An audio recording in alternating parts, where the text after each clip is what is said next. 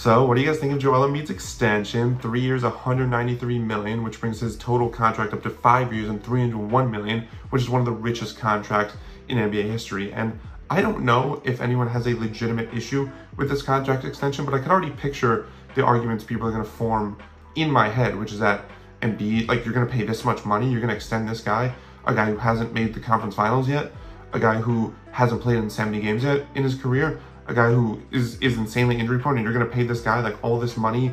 You know, he's already 30 and you're going to pay him now into his mid to late 30s. Like, is that such a good idea? And like, obviously those risks are very valid. I'm not going to say that they're not, but like the thing I always come to in situations like these where people are always like, oh, why did this team make this signing, or why didn't they do this, blah, blah, blah. I'm always like, okay, what's the alternative? What's the alternative for Philly to not ride the Joel Embiid era as far as they could possibly take it? You wanna hit the reset button? Like, aside from the fact that they just gave Paul George a 5-year contract, so like you want to keep Embiid in town. Like, let's disregard that. Like, what's the alternative of you know, going away from the Embiid era? You hit the reset button, you get a bunch of picks, and then hopefully maybe like 5-10 years down the line you can maybe hope to get a player as good as Joel Embiid, because Joel Embiid is still that good. For all his faults, when he plays, he's still a top 5 player in the NBA. The problem, obviously, is that he doesn't play as much, and there is very legitimate concern about him being able to continue playing as he now enters his 30s. But like, to me, you know, when you have a player the caliber of Embiid, to me, like, you ride that for as much as it's worth. You try to maximize the opportunity that you have, because having a top 5 player, like, not everyone can get a top 5 player.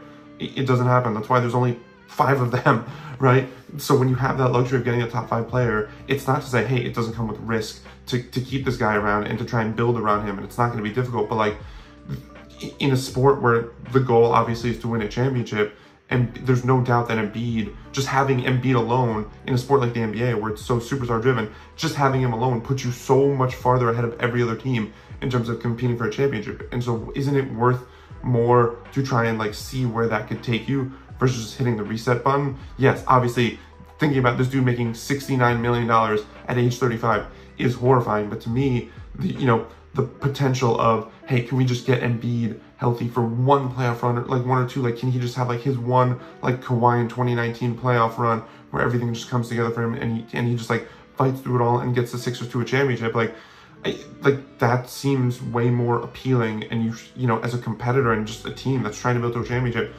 that path of can we make this work with Embiid, one of the 5 best players in the NBA when he's healthy, that path seems so much more appealing. It's not to say it's not without struggles, it's not to say it's not without its frustration, but it sounds way more appealing if your ultimate goal is to try and compete for a championship, instead of saying, oh, well, you know, it hasn't worked, so let's just blow it up and try again. Because like the idea, like trying it, it's so easy to say, let's just blow it up and try again, but like, it doesn't work for everyone. It's actually really difficult to build a championship team. It's really difficult to find one of the 5 or best players in the NBA. So if you can find one, and you have one, even if he has his faults, like Embiid does, like whatever package he comes with, it's still worth maximizing, trying to maximize as much as possible. And I think that's what the Sixers are doing with this extension. I think it was the smart move. I think this dude wants to stay in Philly. I think they're building something special. I think you bring in Paul George, and I think that definitely helps elevate them in the Eastern Conference. And so now you have this core of Maxey, Paul George, and Embiid.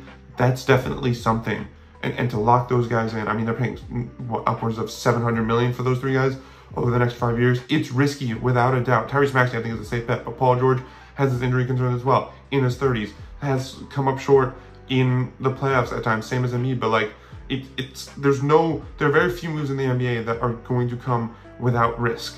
Okay, a situation can only be so ideal. Everything's gonna have its problems, but you know, you can't let those problems outweigh the potential good that a move could possibly bring, especially when you weigh it up against the alternative. And that was the thought process behind this Embiid extension, and that's why I have zero problem with it.